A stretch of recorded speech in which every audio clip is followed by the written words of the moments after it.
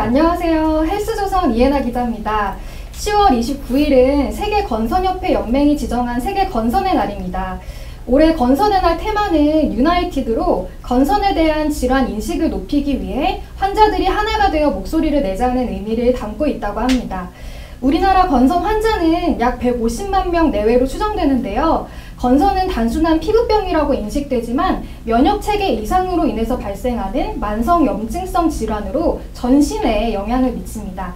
오늘은 경희대병원 피부과 정기현 교수님, 한양대병원 피부과 김정은 교수님과 함께 전신질환 건선에 대해 알아보도록 하겠습니다. 안녕하세요, 교수님. 네, 안녕하세요. 경희대학교 피부과 정기현입니다.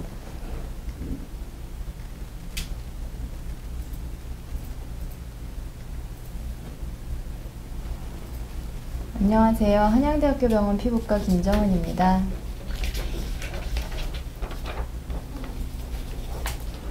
네, 교수님. 그래서 오늘 저희들 건선에 대해서 좀 알아볼 예정인데요. 일단 첫 번째로 건선은 왜 생기는 질환이고 대표적인 증상은 무엇인지 궁금한데 정기현 교수님께서 먼저 답변해 주실 수 있으실까요? 네. 건선은 흰색 또는 은백색의 각질이 덮인 붉은 발진이 호전과 악화를 반복되면서 발생하는 만성 피부 질환으로 알려져 있습니다. 원인은 아직까지 불분명하긴 하지만 유전적 소인과 환경인자, 면역 이상 등이 복합적으로 작용하여 발생한다고 알려져 있습니다. 흔히 면역 이상으로 발생을 한다고 한다면 면역력이 저하돼 가지고 건선이 생기는 것으로 많이들 오해를 하시는데요. 건선은 면역 저하로 생기는 질환이 아니고 반대로 면역 시스템이 과하게 자극이 되어서 건선이 발생하는 것으로 알려져 있습니다. 따라서 실제로 치료는 건선에서 그 과증가된 면역 반응을 억제하는 그런 치료들이 많이 사용이 되고 있습니다. 면역 반응이 오히려 활성화돼서 생기는 질환이라는 게 굉장히 흥미로운데, 그러면 교수님, 건선으로 인해서 환자들이 겪는 고충에는 좀 어떤 게 있을까요?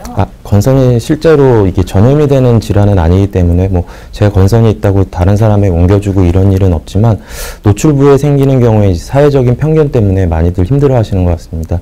예를 들어 노출부에 생기면 이 더운 여름날에도 긴팔이라든지 긴 바지를 입어야 되고, 얼굴에 발생하면 마스크나 선글라스 이런 것도 가려야 되기도 하고, 손에 발생하면 악수를 한다든지 이런 사회적인 생활에도 좀 지장이 있습니다. 그리고 우리가 흔하게 방문하는 수영장이나 목욕탕, 사우나, 헬스장, 미용실 이런 데도 출입을 좀 어려워하는 사람들이 많이 있습니다. 그리고 또 이런 여러 가지 일들 때문에 정신적인 스트레스도 많이 받고 우울증이나 이런 불안 등의 정신질환도 많이 동반이 되는 것으로 되어 있습니다. 교수님 혹시 아프기도 하나요? 되게 아프지는 않고요. 절반 정도는 가려워하고 절반 정도는 무증상으로 알려져 있습니다. 그렇구나. 그리고 또 좀 궁금한 것이 젊은 사람들도 건선이 좀 잘 생기는 편인지 궁금합니다. 네. 건선은 되게 많이 발생하는 연령대가 한 15세에서 30대 정도로 알려져 있고요. 특히 20대에 많이 발병을 하는데, 질병관리청 통계 자료를 보아도 2016년부터 20년까지 약 5년 동안 피부과에 건선으로 방문하는 환자들 중에서 20대가 꾸준히 증가하고 있는 추세입니다. 특히 이 20대들은 사회적 활동이 왕성한 시기이기 때문에 이 시기에 건선이 발생함으로써 업무에 지장이 있다든지 아니면 건선 치료 때문에 시간도 뺏기고 이래서 사회적인 그런 생산성도 좀 감소되는 문제점도 발생할 수가 있습니다. 네, 오히려 젊은 층에 많이 생기는군요. 네.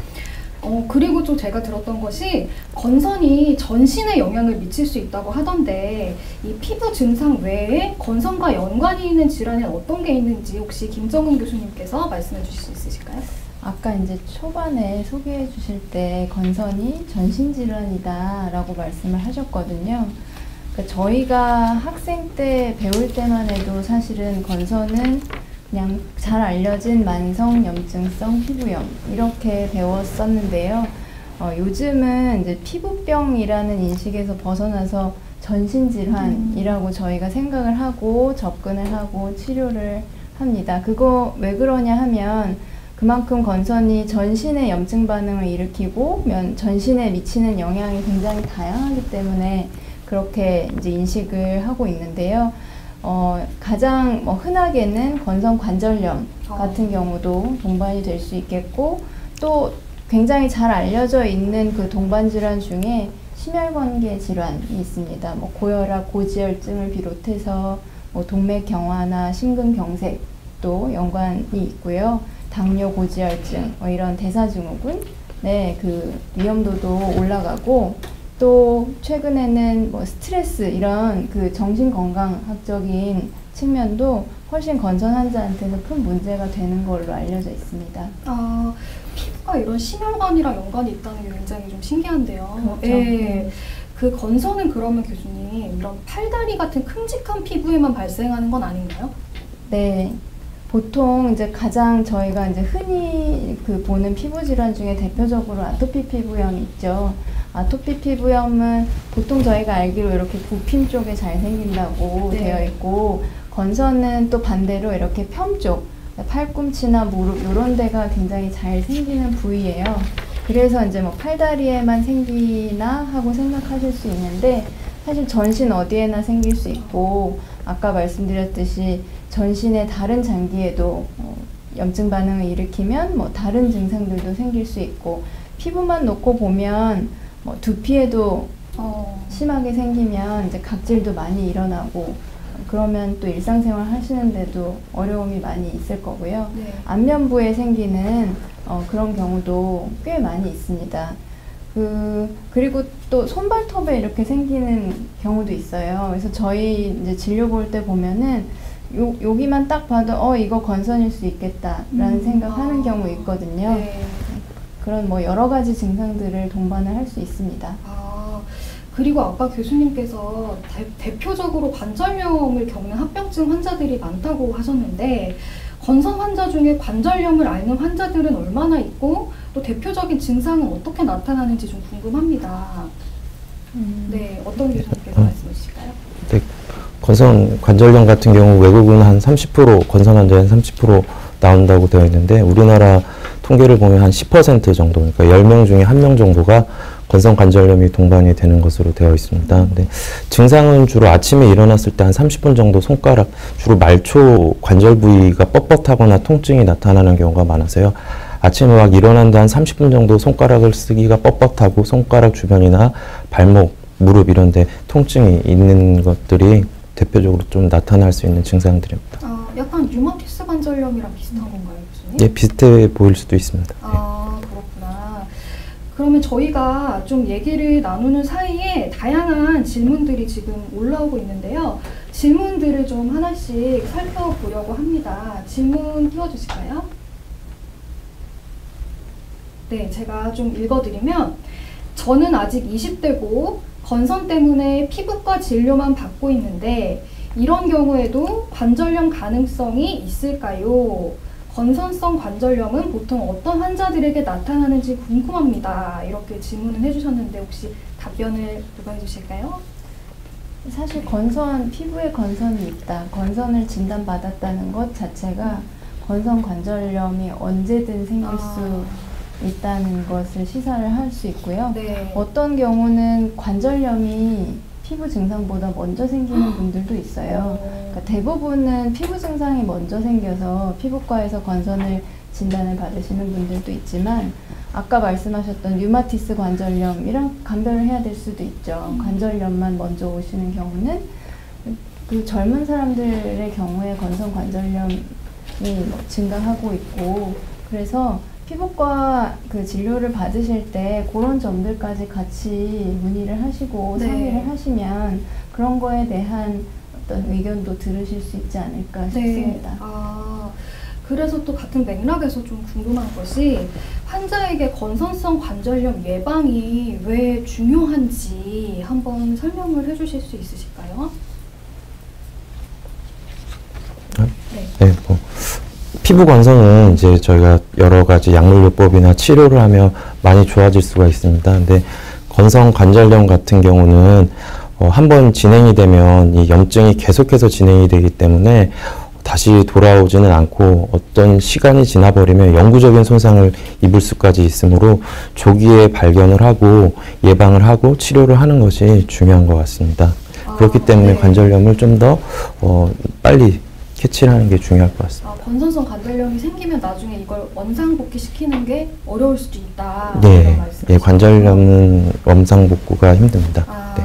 그렇구나. 피부는 치료를 하면 좋아지는 것처럼 보이기도 하고 뭐 또 새로운 병변이 생기기도 하고, 그런데 이제 말씀하신 것처럼 관절은 한번 손상이 일어났고 변형이 일어나면 그거를 되돌릴 수는 없다는 말씀을 하신 것 같아요. 네, 그렇군요. 그러면 건선 환자가 관절염 발생의 위험도를 미리 알아볼 수 있는 방법도 있을까요? 쉽게 일반인들이 사용하실 수 있는 이렇게 질문지가 있거든요. 네. 저희 외래에서도 가끔 쓰는데요. 건선 관절염의 위험도를 예측을 할 수 있는 질문지가 5가지가 있습니다. 건선이 있는 환자가 관절이 붓는지, 관절염을 최근에 진단을 받았는지, 아까 손톱, 발톱만 봐도 건선 관절염을 건선을 생각할 수 있다고 말씀드렸듯이 그렇게 이렇게 패인 것처럼 보이는 구멍 같은 게 보이는지, 그리고 발뒤꿈치, 아킬레스건 있는 쪽에 통증이 있는지, 아니면 뭐 특정한 이유 없이, 아니면 다른 진단 없이 손가락이나 발가락이 이렇게 붓고 소시지처럼 붓는다거나 통증이 있거나, 이제 그런 질문지를 이제 yes or no로 대답을 했을 때 네. 5개 중에 한 3개 이상이 해당이 된다. 네. 그러면 이제 건선 관절염 위험도가 상당히 높구나 라고 생각을 하실 수 있고, 네. 이제 진료를 보실 때 그런 점들을 말씀을 해주시면 네. 피부과 또는 뭐 류마티스 내과 선생님이랑 상의를 하실 수 있을 것 같아요. 네. 미리 굉장히 유용하게 좀 예측하는 데 사용이 될 것 같은데, 그리고 또 교수님 아까 말씀하신 것 중에 두피에도 증상이 나타난다고 하셨어요. 그러면 두피 건선은 지루성 피부염이나 비듬이랑 구분이 조금 어려울 것 같아요. 그래서 두피 건선의 증상과 특징을 조금만 더 자세히 설명해 주실 수 있으실까요? 네, 두피 건선도 이제 머리에 발생하고 지루 피부염도 머리에 주로 발생을 해서 좀 헷갈려 보일 수는 있는데, 나이대가 조금 다른 것 같습니다. 건선에서는 두피 건선이 발생하는 확률은 한 50에서 80% 정도가 머리에 발생할 만큼 흔한데요. 어느 연령대나 두피 건선은 머리에 나타날 수가 있고, 지루 피부염 같은 경우 아예 유학이라든지 아니면 사춘기 이후에 지루 피부염 증상이 나타납니다. 둘 다 딱지같이 이런 각질이 두껍게 생긴 거는 마찬가지인데, 건선의 각질은 좀 하얗고 은백색의 두꺼운 각질이 생긴다고 하면, 지루 피부염 같은 경우는 누렇고 기름진 각질이 좀 생기고요. 이거를 띄어봤을 때, 각질을 좀 제거해봤을 때 건선 같은 경우 그 밑쪽에 조그만한 핀포인트 크기의 약간의 피가 나오는 경우가 있는데, 지루 피부염은 피가 나지는 않습니다. 그리고 더 애매하면 이제 다른 부위에 건선이 있는지, 건선은 주로 머리뿐만 아니라 팔꿈치, 무릎, 엉덩이 이런 자극받기 쉬운 곳에 생기는 게 많이 동반이 되므로 다른 부분의 피부에 건선이 있는지를 보는 것도 두 질환이 감별이 잘 되고요. 근데 솔직히 건선이 머리에만 있고 초기라면 임상적으로 감별이 힘들기 때문에 가까운 피부과에 방문하시면 조직 검사나 이런 검사들을 통해서 좀 더 정확하게 건선과 지루 피부염을 감별해 보실 수 있습니다. 그러면 건선이 머리에 생기면 이게 약간 머리카락이 빠지거나 이럴 수도 있나요, 교수님? 건선 때문에 뭐 탈모가 그렇게 오지는 않지만 건선으로 인해서 치료를 안 해서 염증이 심하면 탈모도 좀 발생할 수 있는 것 같습니다. 그렇구나. 그리고 또 하나는 아까 손발톱 건선에 대해서도 이렇게 구멍이 난다 이렇게 말씀해 주셨는데, 손발톱 건선의 증상과 특징에 대해서도 한 김정은 교수님께서 설명해 주실 수 있으실까요? 생각보다 되게 흔해서요. 건선 환자 한 반절 정도는 손발톱 변화를 경험한다고, 한 번쯤은 경험한다고 되어 있습니다. 그리고 또 중요한 거는 이 손발톱 건선이 있는 것 자체가 우리가 봤을 때는 건선 관절염의 가장 큰 위험 요인일 수 있다라고 보기 때문에 이제 저희가 가끔씩 이렇게 손을 들여다 봐요. 네. 그래서 관절에 증상이 없어도 이분은 관절염에 대한 검사를 저희가 조금 더 해야 되겠구나, 뭐 이런 생각을 하면서 진료를 실제로 보고요. 네. 증상 자체는 사실 되게 다양한데, 아까 말씀드렸던 그 뽕뽕뽕뽕 구멍 뚫린 것처럼 보이는 경우도 있고, 네. 굉장히 얇아져가지고 손톱이 이렇게 들리면서 박리가 일어나는 경우도 있고, 또 반대로 두꺼워져서 어떤 경우는 무좀이랑 감별이 잘 안 되는 경우도 있습니다. 네, 굉장히 다양하게 증상이 나타나네요, 교수님. 그래서 이런 굉장히 다양한 종류가 나타나는 이런 건선인데 이 건선은 치료가 좀 잘 안 된다라는 인식이 사람들한테 좀 박혀 있는 것 같아요. 그래서 의학적 치료 방법에는 어떤 것들이 있는지 좀 설명을 부탁드릴 수 있을까요? 네. 치료 방법이요? 네. 건선은 이제 아까 말씀드렸듯이 20대 때 많이 발병을 하고 호전과 악화가 반복되면서 꾸준히 진행되는 만성 질환이기 때문에 한참 치료 기간이 10년, 20년이 넘을 수도 있습니다. 그렇기 때문에 건선 치료의 목표라고 한다면 심각한 부작용이 없으면서 피부가 좀 개선이 되고 재발을 막을 수 있는 그런 치료 방법들이 필요하게 되는데요. 그래서 이제 건선에 주로 쓰는 치료 방법들로는 우선 국소도포제라고 해서 건선이 심하지 않았을 때는 바르는 약물로 좀 치료를 해볼 수가 있겠고요. 근데 건선이 좀 심하게 나타나고 바르는 약이 잘 조절이 안 된다. 그러면 광선 치료라고 해서 특정 자외선 피 영역대를 피부에 쪼여서 자외선 치료로 좀 건선을 좋게 할 수도 있고 먹는 약물로 전신 약물을 통해서 건선을 좀 좋게 할 수도 있습니다. 그리고 최근에 그런 먹는 약물이나 광선 치료로도 좋아지지 않는 환자들을 위해서 생물학적 제제라고 해서 주사제가 또 많이 사용이 되고 있습니다. 그렇군요. 교수님 감사합니다. 그리고 저희 실시간 댓글을 남겨주시는 분들한테 핸드크림을 선물로 주기로 되어 있어요. 그래서 많이 질문을 남겨주시면 감사하겠고요. 그리고 또 교수님 또 궁금한 것이 건선의 최신 치료제인 인터루킨 억제제에 대한 관심이 굉장히 높더라고요. 그래서 이 억제제가 기존 치료제와 어떤 차이가 있고 효과는 어떤지 좀 설명해 주실 수 있으실까요? 방금 이제 말씀해 주신 생물학적 제제 중에 한 가지가 인터루킨 억제제인데요. 일단 이름만 들어도 참 어렵죠. 네. 네. 초창기에 나왔던 생물학적 제제들은 이제 TNF 알파 억제제 이런 것들이 있고, 네. 이제 보다 최근에 나온 최신의 약들 중에 이제 인터루킨 억제제라는 것들이 있고, 그 중에서도 이제 몇 가지가 있어요. 근데 이제 이거는 처음에 이제 면역학적인 이상 때문에 생긴다라고 말씀을 해주셨는데, 그런 이제 여러 가지 면역학적인 단계에서 분비되는 그 물질들을 차단을 해주는, 직접적으로 차단을 해주는 네, 그런 이제 기전이라고 생각을 하시면 되고요. 네네. 기존의 약에 비해서 무엇보다 일단 효과가 좋고 크게 부작용이 없어서 최근에 이제 관심들을 많이 갖고 계시는 것 같습니다. 그렇구나. 굉장히 요새 사람들의 관심이 높다고 하는데, 그러면 저희가 미리 받아놓은 시청자 질문을 하나 좀 드리려고 해요. 일광욕이나 온라인에서 판매되는 연고 같은 민간 요법으로도 건선을 다스릴 수 있는지 질문을 해주셨습니다. 어떤가요, 교수님? 일광욕에 대해서는 네. 사실 햇빛이 건선에 많이 도움이 되는 건 사실입니다. 건선에 발생되는 것으로 보아도 위도가 높은 북유럽 같은 경우는 2.5% 이상 나타나고 적도 근처는 굉장히 적고요.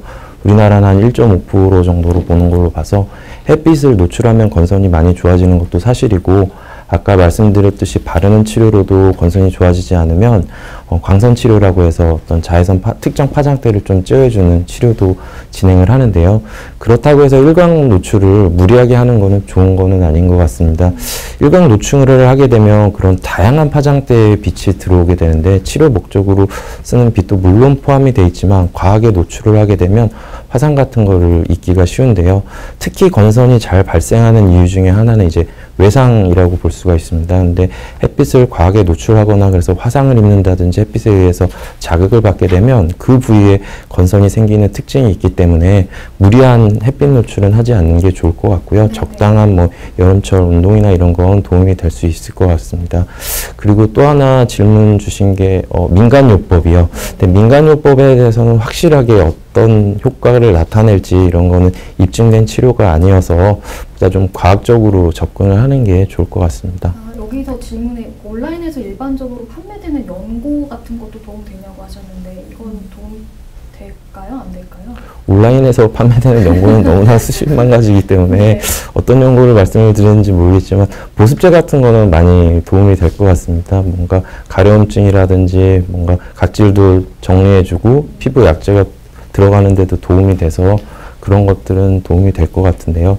너무 질문이 좀 포괄적이어서 뭐 도움이 된다 안 된다 이렇게 말씀드리긴 좀 힘들 것 같습니다. 네. 저희 옛날에 다른 이제 유튜브 촬영을 해봤을 때 이제 밑에 달린 댓글들 보면은 그런 거 많이 아, 정말요? 있거든요. 네, 있는데 저는 이제 처음 들어보는 그런 뭐 연고나 뭐 이런 거에 대해서 언급이 있으시더라고요. 네. 이제 그런데 제 생각에는 이제 그런 연고들은 그래도 기존에 이제 우리가 사용을 하는 약재들에 비해서는 어떤 과학적인 근거나 뭐 임상 효과에 대한 판단, 뭐 안전성에 대한 연구 이런 것들이 아무래도 좀 부족하지 않을까 싶어서 저희가 환자분들한테는 그렇게 권하지는 않고 있습니다. 네, 권하지 않으신다라고 좀 말씀을 해주셨고, 저기 시청자 질문을 잠깐 보니까 인터루킨 억제제는 건선이 많이 심해야 쓸 수 있는 거냐는 질문이 있거든요. 어떤가요, 선생님?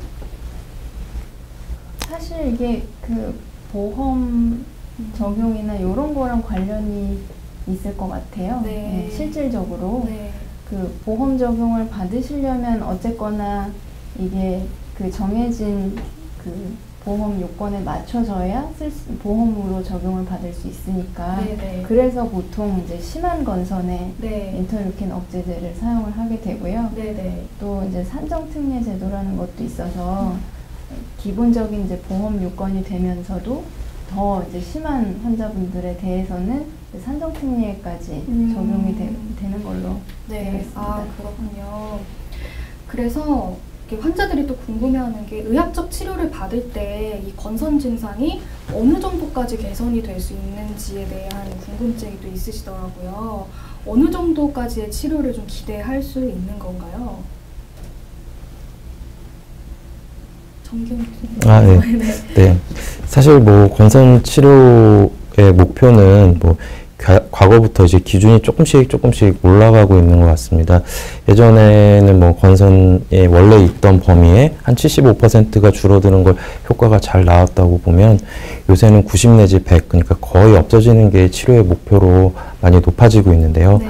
사실 건선의 경한지, 중한지 그런 경과에 따라서도 반응은 많이 다를 것 같고요. 아까 건선이 좋아졌다 나빠졌다가 반복되면서 꾸준히 지속되는 질환이라고 했는데 바르는 약이든 먹는 약이든 아니면 주사제든 광선치료든 꾸준히 관리를 받는다면 거의 뭐 많은 목욕탕 가도 그렇게 눈에 띄지 않을 정도까지도 효과가 좋게 꾸준히 유지가 가능한 질환이라고 볼 수 있습니다. 아, 교수님 혹시 건선도 초기에 치료하면 더 치료 효과가 큰가요? 피부만 놓고 보면은 이게 건선이 만성적으로 진행이 되는 경과를 보이기 때문에요. 어쨌거나 치료를 하셔도 조금의 이제 호전과 악화는 있을 수가 있습니다. 그렇지만 치료 전에 비해서는 확실히 조절이 좀 잘 될 거고요. 이제 그런 그 호전과 악화를 겪으실 때 이제 어떤 식으로 또 뭐 연고를 어떻게 바르시고 보습제를 어떻게 사용을 하시고 이제 이런 거를 이제 진료 보실 때 네. 상의를 하시면서 좀 관리하는 방법을 환자분들 스스로도 좀 터득을 해가시는 게 되게 중요할 것 같다는 생각이 많이 듭니다. 네, 그렇군요, 교수님. 그리고 앞서서 그 건선성 관절염이 건선 환자들에게 굉장히 많이 동반되는 질환이라고 하셨는데 건선 치료를 받으면서 관절염까지 함께 관리할 수 있는 방법이 있나요? 어떤 교수님이 답해 주실까요? 그 최근에 나온 아까 말씀드렸던 그 인터루킨 억제제들은 네. 그 중에서 이제 17A 억제제, 23 억제제는 현재 국내에서 건선성 관절염에 허가를 받았습니다. 특히 이제 그 인터루킨 억제제는 건선 관절염 초기에 네. 그 염증 반응을 효과적으로 개선을 시킬 수 있다고 되어 있어서 어떤 관절의 구조적인 변형이 오기 전에 이런 억제할 수 있는 효과가 있지 않을까 이렇게 네. 저희가 기대를 많이 하고 있습니다. 네네. 덧붙여서 TNF-알파 억제제도 네. 원래 건성 관절염에 제일 먼저 써볼 수 있고 효과가 좋은 약제로 되어 있습니다. 네. 저기 시청자 질문을 또 하나 보려고 해요. 그 건선성 관절염, 포도막염까지 앓고 있습니다. 합병증이 많아서 부정맥이 있어서 심장질환까지 위험이 된다고 하는데 도움이 될 만한 조언을 부탁드립니다라고 하셨거든요. 어떤 조언을 좀 해주실 수 있을까요? 일단 그 현실적인 측면을 고려를 하면 피부만 놓고 보면은 이제 체표 면적의 몇 %를 차지하시는지 그리고 건선의 심한 정도를 저희가 평가하는 그 지표가 있는데요. 네. 그 점수가 얼마나 나오는지를 일단은 계산을 좀 해봐야지 될 것 같고요. 네. 또 말씀하셨던 포도막염이랑 심혈관계 위험성을 걱정을 하셨는데 네. 이제 그런 심혈관계, 막연히 심혈관계라고 보기보다는 이제 어떤 뭐 위험성을 실제 가지고 있는지 그런 것들을 종합적으로 동반 질환을 좀 검사를 해서 어떤 치료제가 제일 좋을지를 네. 판단을 해야 될 것 같아서 이렇게 한마디로 여기서 말씀을 드리긴 좀 어려울 것 같고 네네. 주치의 선생님이랑 좀 상의를 하시는 게 네. 좋지 않을까 생각이 네. 듭니다. 그럼 다양한 증상에 따라서 치료제도 선택이 좀 달라지나 보네요. 네. 그 건선이 심한 것도 건선이 심한 거지만 건선 관절염도 보험이 되거나 이런 특례가 적용이 되는 생물학적 제재가 있고요. 포도막염 역시 생물학적 제재가 보험이 되는 것들이 있어서 각각의 질환들이 얼마나 심한지를 좀 각각 해당과 전문의들과 상의를 하신 후에 네. 그런 생물학적 제재를 써보시는 것도 네. 많이 도움이 될 것 같습니다. 지금 치료법에 대해서 다양한 얘기를 해주셨는데 혹시 이런 두피나 아니면 손톱, 발톱 같은 그런 특수 부위에 건선이 생기면 치료가 좀 어떤 식으로 또 덧붙여서 진행이 되는지 좀 궁금한데 어떤가요? 일단 뭐 두피에 건선이 있으면 기본적으로 국소 치료제를 가장 많이 쓸 수 있을 것 같고요. 네. 바르는 제제들은 뭐 로션 타입도 있을 수 있고 겔 타입도 있을 수 있고 뭐 경우에 따라서는 약용 샴푸 같은 걸 처방을 해드리기도 합니다. 네. 이제 그런 것들을 기본적으로 사용을 하시면서 사실 이제 두피 건선, 손발톱 건선에만 특이적으로 쓰는 치료제가 있다고 하기보다는 어떤 전신적인 치료를 같이 하시면 신기하게도 정말 손톱에 있던 그런 병변들도 없어지는 걸 저희가 경험을 하거든요. 네네. 네. 그런 식으로 접근을 해 나가시는 게 좋을 것 같습니다. 네네, 선생님. 그리고 또 강병재님께서 건선 환자가 하지 말아야 되는 것에 대해서 좀 궁금하다고 하셨어요. 좀 네. 어떤 걸 주의해야 될까요? 건선의 악화 인자들이 많이 있는데요. 일단 아까 외상을 받는 것도 많이 좋지가 않기 때문에 너무 과한 스포츠라든지 그런 것 좀 주의해 주시는 게 좋을 것 같고요. 외상을 잘 입는 거 말고도 건선은 이제 상기도 감염, 뭔가 감기 같은 거가 걸리고 나서 피부에 건선이 심해지는 경우도 있어서 감기 같은 것도 좀 조심해 주시는 게 좋겠고, 또 밑에 질문이랑 연결이 될 수도 있는데 이제 황절기가 되고 그러면 건선 환자들 같은 경우 피부 장벽이 좀 망가져 있기 때문에 수분의 손실이나 이런 게 잘 회복 안 되는 경우가 있어서 건조해지고 추운 계절이 되면 더 심해지기 때문에 보습제를 잘 발라주는 것도 도움이 될 것 같고요. 담배나 음주도 건선을 악화시키는 것으로 되어 있어서 담배나 음주도 좀 줄이는 게 좋겠고, 또 체중도 건선의 악화와 많이 관련이 있다고 알려져 있습니다. 그래서 식이요법이라든지 적절한 체중을 유지하는 것도 건선을 좋게 하는데 많이 도움이 될 것 같습니다. 교수님 아까 질문을 보니까 네. 건선을 치료하면 재발이 안 되나요? 라고 질문을 하셨는데 네. 이건 장기적으로 관리해야 하는 그런 질환인 거죠? 설명 좀 부탁드릴게요. 네. 그러니까 가장 많이 하시는 질문 중에 하나가 무슨 뿌리 뽑을 수 있나요? 네, 그런 질문을 제일 많이 하시는데요. 네.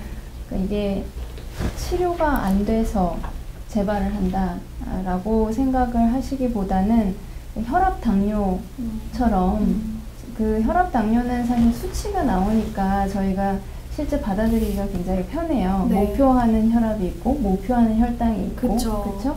그런데 이제 피부는 사실 이제 그렇게 보기가 평가하기가 어려워서 뭐 피 검사나 뭐 이런 보기 쉬운 수치로 평가되는 게 없어서 좀 어렵긴 하지만 그래도 눈으로 볼 수 있다는 장점이 있기 때문에 네. 예, 심할 때와 나쁠 때 호전과 악화는 있겠지만 그 부분을 이제 아까 말씀드렸던 것처럼 좀 갑자기 좀 나빠질 때는 또 어떻게 내가 관리를 조금 더 하면 이 악화되는 걸 좀 예방을 할 수 있을까, 네, 그런 것들을 좀 이제 터득을 하실 수 있을 것 같습니다. 그러니까 단번에 치료하려 하기보다는 당뇨나 고혈압처럼 이렇게 관리를 해나가는 식으로 치료를 한다고 이해를 하시면 될 것 같아요.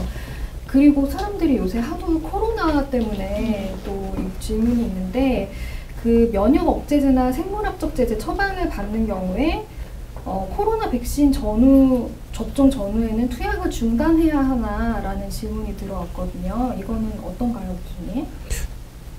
생물학적 제제 같은 경우는 뭐 특별히 이런 코로나 예방접종이랑 큰 상관이 없다는 것이 밝혀졌기 때문에 동일한 날, 같은 날에 뭐 코로나 접종이랑 생물학적 제제를 맞지만 않는다면 뭐 그것 때문에 중단을 할 필요는 없고요. 전신 치료 약물도 이 코로나 백신의 뭐 항체 형성률을 떨어뜨린다 이런 보고는 없지만 되게 이제 건선에서 많이 쓰고 있는 전신 치료 약물이 메소트렉세이트, 레티노이드 그리고 이제 사이클로스프린 등인데 사이클로스프린이나 레티노이드는 뭐 큰 상관이 없다고 해서 먹는 건 큰 상관이 없을 것 같고요. 다만 메소트렉세이트는 항체 형성률을 좀 낮출 수가 있다고 해서 맞고 나서 한 일주일 정도 약을 끊어주시는 게 좋을 것 같습니다. 일단은 그러면 건선 환자도 코로나 백신을 맞는 건 문제가 없다. 네. 이런 말씀이시죠? 네. 네네, 그렇구나.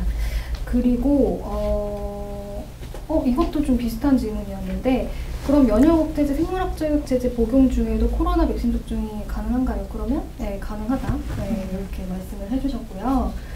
그리고 또 시청자 질문을 좀 받아봐야 될 것 같은데 그러면 이 건선 증상이 생기면 피부가 잘 씻어도 가려운 증상이 계속 나타날 수 있는 건가요? 네. 아까도 제가 아토피랑 얘기를 했는데 네네. 아토피는 대표적으로 가려운 질환이고요. 네. 건선은 원래 이제 흔히 얘기를 할 때는 네. 가려움증은 훨씬 덜합니다. 그런데 한 반수 정도는 네. 건선 환자들 중에서도 굉장히 가렵다고 하시는 분들이 있어요. 네. 가려운 경우는 가려운 것 자체 때문에도 괴롭지만 사실 아까 계속 나왔던 게 외상을 받은 자리에 건선이 생길 수 있다고 했잖아요. 네. 가려워서 막 긁었어요. 그러면 그 자리에 없던 건선이 생길 수 있다는 소리이기 때문에 그런 것도 좀 조절을 해주실 필요가 있고요. 네. 그래서 이제 기본적으로 특히 이제 이렇게 건조해지고 추워질 때 건선이 나빠지고 피부가 일단 건조해지고 할 수 있기 때문에 그럴 때는 일단 기본적으로 보습제를 평소보다 더 열심히 바르실 거를 권하죠. 그러면 남들보다 더 뭐 자주 씻거나 이런 거는 권장하시지는 않는 거죠? 네. 네, 그렇죠. 그리고 또 좀 궁금한 것이 있는데 아까 선생님께서 관절염이 합병증으로 되게 많이 생긴다고 하셨잖아요. 근데 건선 자체는 이제 계속 관리를 해나가야 하는 질환인데 관절염은 그럼 중간에 증상이 없어지고 아예 제거될 수도 있나요? 관절염은 이제 한번 진단이 되면 네. 꾸준히 진행을 하는 거기 때문에 지속적인 관리가 필요합니다. 그렇구나. 그리고 또 이제 좀 시청자들 질문을 좀 볼게요. 이 질문이 잘 안 보여서 좀 올려주시겠어요? 네. 두피 건선이 심해지면 탈모가 더 빨리 진행이 되나요? 라는 질문이 있는데 이건 어떨까요? 교수님? 아까 정기용 교수님 답변하실 때 비슷한 네. 질문이 있었는데요. 그러니까 두피 건선이 있으면 탈모가 된다는 아닌데 두피에 건선 병변이 있고 계속 염증이 지속이 되고 하면 그 모발에도 영향을 줄 수는 있어서 염증이 지속이 되면 꼭 건선뿐만 아니라 지루 피부염이 오래되거나 해도 탈모가 좀 생길 수는 있습니다. 네, 그렇구나. 그리고 또 요진님께서 가려울 때 대처법으로 좀 추천하실 만한 게 있으실지 좀 궁금해 하셨는데 이건 어떨까요? 아까 말씀드렸던 1번은 저는 보습제라고 말씀드리고 싶고요. 네네. 그 다음에 이제 우리나라 분들이 되게 좋아하는 게 사우나인데 네.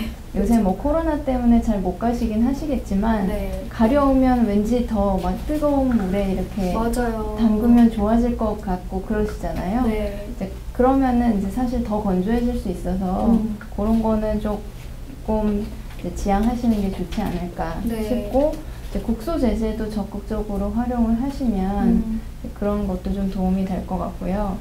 경우에 따라서는 뭐 항히스타민제 같은 거를 복용을 네. 할 수도 있습니다. 혹시 냉찜질 하시는 분들도 계시나요? 그 정도로 경우에 심하진 따라서 않아요. 가려움이 너무 심하면 네. 따갑다고 표현하시는 분들도 있거든요. 네. 뭐 그런 경우에는 도움이 되실 수 있을 것 같아요. 그렇구나. 또 질문이 올라왔는데 60개월 아이 아빠입니다. 아이가 건선에 걸려서 광선 치료 중입니다. 광선 외에 또 사용할 수 있는 치료법이 있을까요? 라고 문의를 주셨어요. 어떨까요? 네, 아이가 건선이 얼마나 심한지도 중요할 것 같긴 한데요. 네. 일단 제일 안전하고 효과적으로 해볼 수 있는 거는 광선 치료가 맞는 것 같고요. 네. 광선 치료 이외에도 뭐 국소 도포제라든지 이런 걸 해볼 수 있고 60개월이면 이제 5살이니까 뭐 다시 뭐 전신 약물이나 이런 건 힘들겠지만 많이 가려한다면 항히스타민제라든지 바르는 국소 도포제 그리고 광선 치료를 하는 것이 좋은 선택일 것 같습니다. 그렇구나. 그리고 또 여기에 질문 비타민님께서 제가 건선인지 아토피인지 화폐성 습진인지 잘 모르겠는데 이 셋 사이의 차이점이 궁금하다라고 하셨어요. 물론 진단 받아보는 게 가장 정확하겠지만 혹시 좀 조언해 주실 만한 게 있으실까요? 근데 사실 저희도 어떤 경우는 네. 건선인지 아토피인지 화폐상 습진인지가 저희 눈으로 봐도 구분이 잘 안 될 경우도 정도로. 있어요. 네, 굉장히 전형적으로 이 각각의 병변들이 네. 건선은 너무 건선같이 생기고 아토피가 너무 아토피같이 생겼다. 그러면 저희가 딱 봤을 때 이제 감별이 되지만 이제 화폐상 습진은 이제 아토피에 좀 더 가까운 습진성 질환이라고 생각을 하시면 되는데 네. 일반적으로는 습진성 질환이 조금 더 가렵고요. 아까 말씀드렸던 뭐 자조가 생기는 부위, 호발하는 부위, 뭐 이런 것들 보면서 좀 감별을 할 수 있고 이제 진료를 보실 때 피부과 전문의가 눈으로 봤을 때 좀 애매하다 싶을 경우에는 조직 검사를 하는 경우도 있습니다. 그렇군요. 의사분들이 보시기에도 헷갈리는 눈으로만 봐서는 그런 그런 경우도 꽤 있다. 많아요. 꽤 네. 많다. 네. 그렇게 말씀을 해주셨고 그러면 또 질문을 한번 보겠습니다. 6살 아이가 두피 건선이 호전되지 않고 있습니다. 특별한 치료법이 있을까요?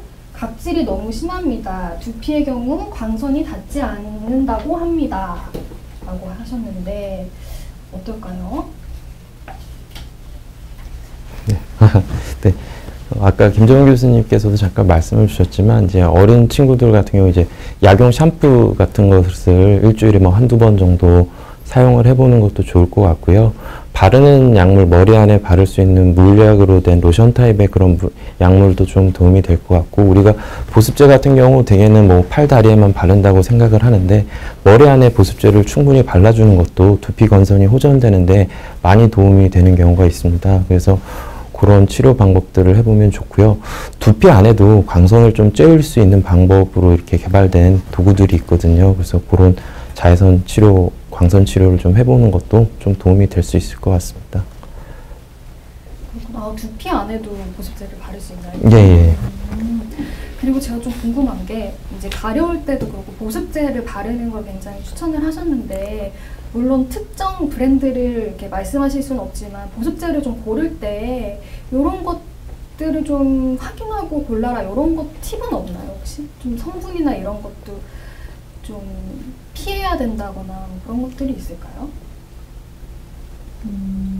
어려운 질문인데 보통 이제 요새 화장품 광고에도 많이 나오는 피부 장벽 기능이라고 하는 게 이제 보습제 하면 같이 따라 나오는 단어 중에 하나거든요. 네. 그래서 실제로 우리 피부를 구성을 하고 있는 성분들, 뭐 세라마이드 계통들이나 뭐 그런 것들 그 피부에 이미 내가 가지고 있는 지질 성분들 네. 그런 거랑 이렇게 밸런스가 잘 맞춰져서 나와 있는 보습제들이 있어요. 이제 그런 것들을 저희가 진료를 볼 때 이제 외래에서 처방을 하기도 하고요. 네. 네. 다양한 보습제가 있어서 어떤 거를 피해라라고 얘기를 드리기는 지금 생각은 막상 안 나는데. 근데 제가 전에 듣기로 향이 좀 많이 나는 그런 거를 피해라는 말을 들은 것 같긴 하거든요. 이거는 어떻게 생각하세요? 그러니까 일반적으로 네. 쉽게 설명을 할 때는 그 성분이 많은 거일수록 네. 피부과 의사들은 사실 잘 권하지는 않아요. 네. 그런 의미에서. 일반적으로 일반화할 수는 없지만. 네. 그렇군요. 그러면 또 질문을 한번 뽑아봐야 될 것 같아요. 건선이 유전이 되나요? 라는 질문을 해주셨는데 건선도 유전이 될 수 있나요? 유전 질환이라고 보기는 어렵지만 유전적 소인은 있습니다. 그러니까 예를 들면 이제 뭐 엄마가 성격이 너무 급한 사람이고 아빠도 성격이 너무 급한 사람이 애도 성격이 급하겠거니 하고 우리가 이렇게 추론하듯이 네네. 엄마 아빠 중에 한 명이 건선이 있으면 이제 자녀가 건선이 생길 확률이 한 20% 정도 늘어난다고 하고요. 네. 두 분 다 건선이 있으면 60% 정도 올라간다고 하는데요. 네.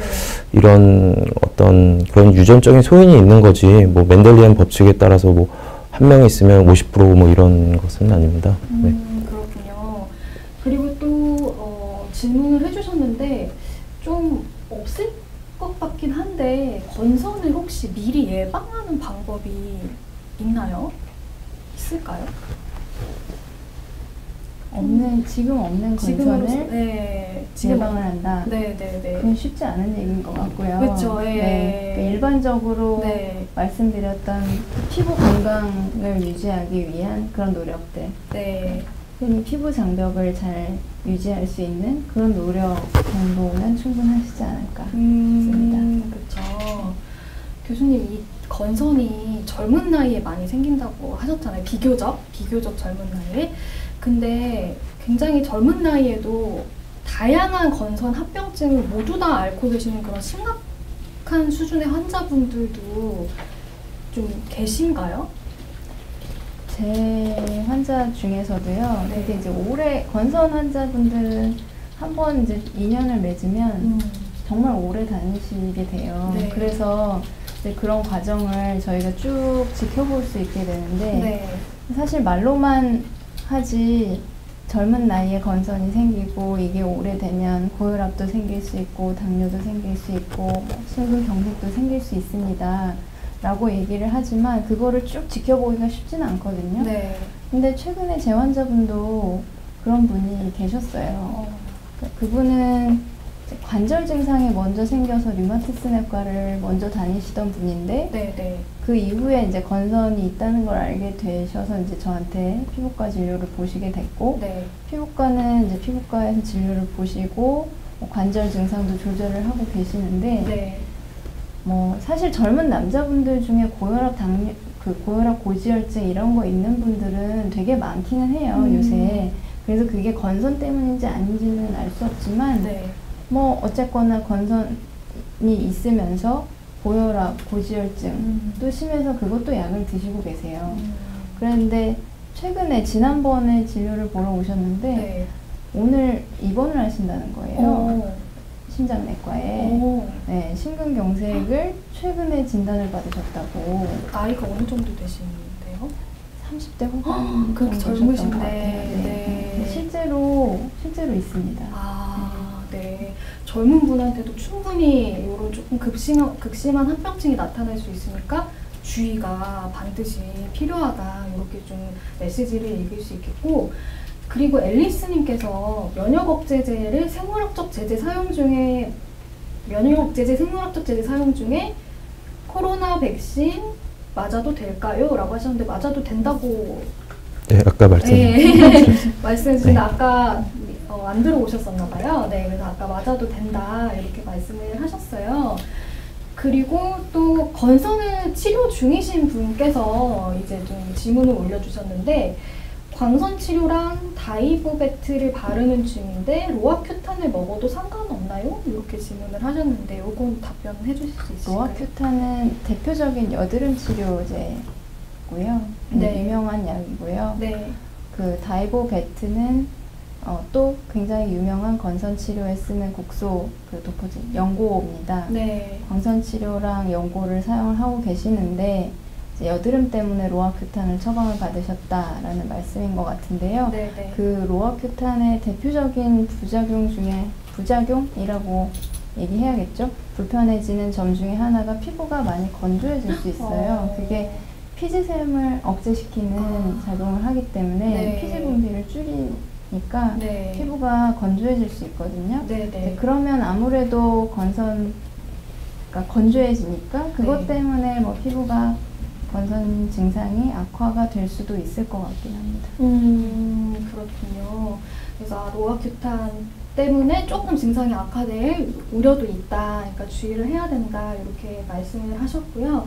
그리고 등에 건선이 생겨서 온몸에 심한데 약을 처방해야 할까요? 라고 말씀을 해주셨는데 처방 받아야 되지 않을까요? 어떨까요, 교수님?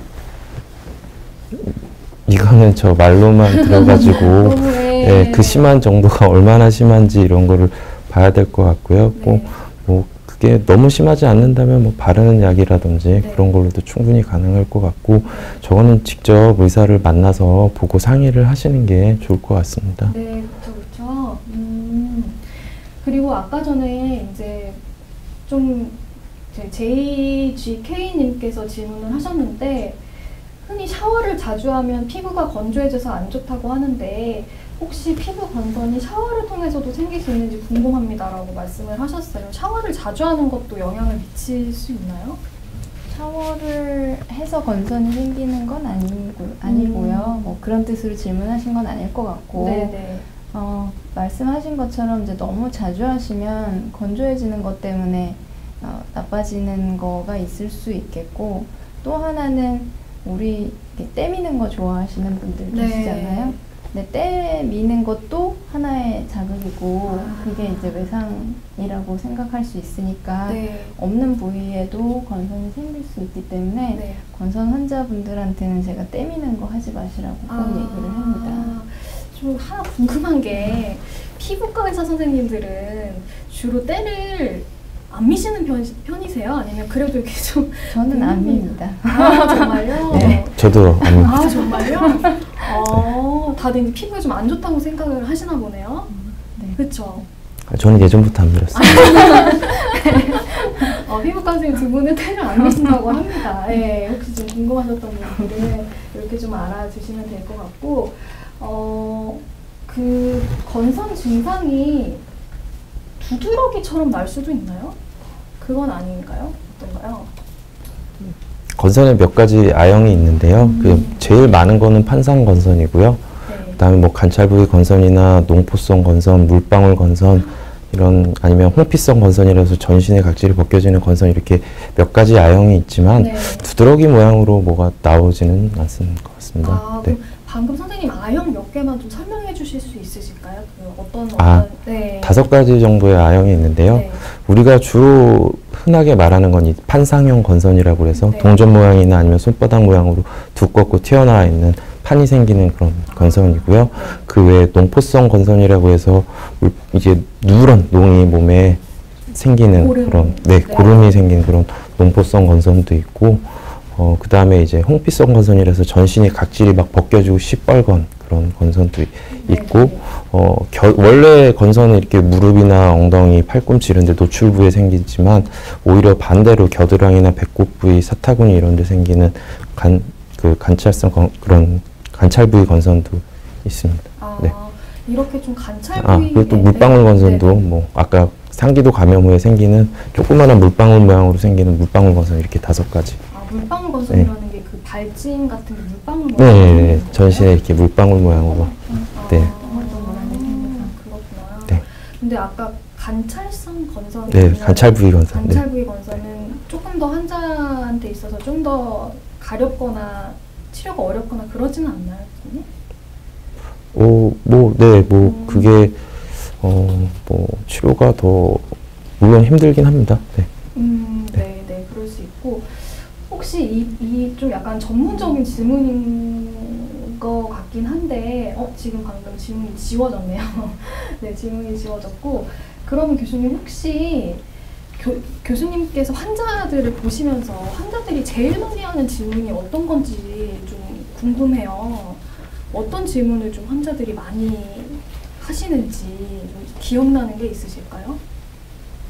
저는 대표적인 게 아까 말씀드렸던 완치될 수 있나요? 뿌리 뽑을 수 있나요? 네. 이거를 가장 궁금해 하시는 것 그쵸. 같아요. 근데 그게 눈에 보이기 때문에 더 그런 것 같아요. 그러니까 그리고 혈압이나 당뇨는 또 이렇게 한번 진단을 받으시면 아 그래 올해 내가 관리해야지 라고 그래도 인식을 하시는데 네. 피부는 정말 이게 그렇게 오래 갈까? 라고 생각을 하시는 경우가 많고 네. 또 치료를 또 하다 보면은 또 많이 없어지거든요. 네. 그러니까 또 그러고 다시 안 생길 것 같으시거든요. 네. 그러다 보면은 이제 또 해이해지기 쉽고 또 그러다 보면 또 금방 또 재발을 하기도 해서 네. 관리해야 된다라는 말을 참 저희는 많이 해요. 관리해야 된다. 관리하는 질환이다. 근데 혹시 나이 들면서 없어지는 경우도 있나요? 좀 노인이 되거나 이제 나이가 점점 들면 오히려 증상이 좀 덜해진다거나 이런 경향은 혹시 없나요? 그런 경향이 있나요? 다 케이스 바이 케이스인 것 같습니다. 뭐 좀 더 오히려 5, 60대 넘어서 처음 생겨서 오시는 분들도 많이 있고요. 건선 자체가 뭐 계속 나온다기보다는 있다 없다 하시는 분들도 많기 때문에 뭐 나이가 들어서 좋아진다 이렇게 얘기하기는 또 힘들 것 같습니다. 그러면 혹시 정경 교수님께서는 네. 좀 환자들한테 많이 받는 질문은 어떤 것들이 좀 있으신지? 네, 저도 많이 받는 질문 중에 하나가 이제 김정은 교수님과 마찬가지로 건선이 발병된 지 얼마 안 된 분들 같은 경우 과연 이게 낫는 병이냐 이렇게 묻는 경우도 많고 뭐 주의해야 될 게 뭐냐, 뭐 건선에 좋은 음식이 뭐냐 이런 질문도 많이 나오고요. 그 외에 좀 이제 건선이 되게 오래되신 분들 같은 경우는 오히려 아무런 질문이 없으신 것 같습니다. 네. 그렇죠. 이제 오래 관리를 하시다 보니까. 근데 음식이 있나요?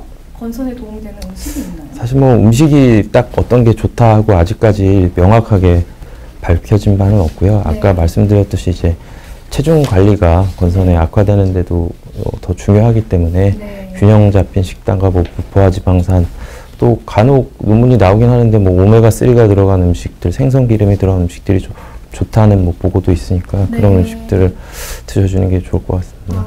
근데 지금 또 질문이 들어왔는데 운동이 도움이 되는지 뭐 어떨까요? 운동이 직접적으로 관련이 있다기보다는 이제 다 이어지는 말일 것 같은데 체중 조절하시고 뭐 고지혈증도 조절이 될 거고 운동하시면 체중 조절만 돼도 비만이었던 건선 환자가 체중 조절만 해도 증상이 건선도 좋아질 수 있다 뭐 이런 얘기도 있거든요. 그래서 어떻게 보면은 저희는 진료를 볼 때 좋은 거를 얘기를 하기보다는 항상 잔소리를 하게 돼요. 뭐 하지 마세요, 뭐 하지 마세요, 뭐는 하셨나요? 이렇게 되는 경우가 많더라고요. 그렇구나. 직접적인 도움이 되는 건 아닐 수도 있지만 어쨌든 체중 감량이 건선 증상 완화에 도움이 될 수도 있다라고 하셨고 이건 좀 단순한 질문인 것 같은데 환자를 보실 때 건선 환자가 남성이 더 많으세요? 여성이 더 많으세요? 비슷한가요? 통계적으로 봤을 때 비슷하다고 알려져 있습니다. 비슷하다고 알려졌구나. 비슷하게 걸린다고 합니다. 근데 여기서 또 시청자분께서 말씀해 주시는 것이 그 건선성 관절염을 진단받는 데까지의 기간이 좀 많이 걸리는 편인가요, 선생님? 아니면 좀 바로 진단이 되는 편인가요?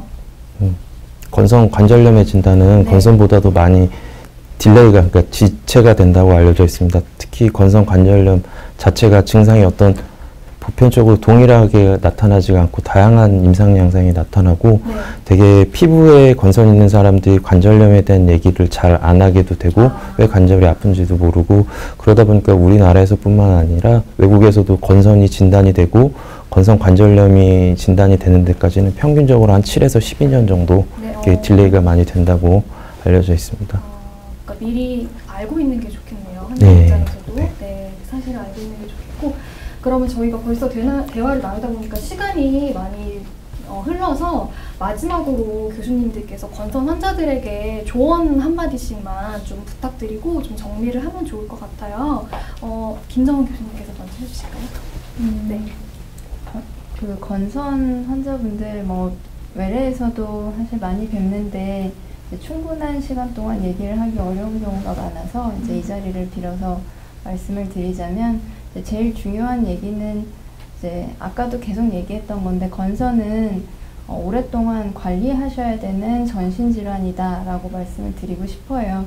그래서 피부에 보이는 게 일단은 신경이 쓰이시겠지만 그런 점들을 이제 염두에 두시고 꼭 이제 피부과 전문의랑 꼭 상의를 하셔서 진단을 받으시고 치료를 받으시고 잘 관리를 하셨으면 좋겠습니다. 네.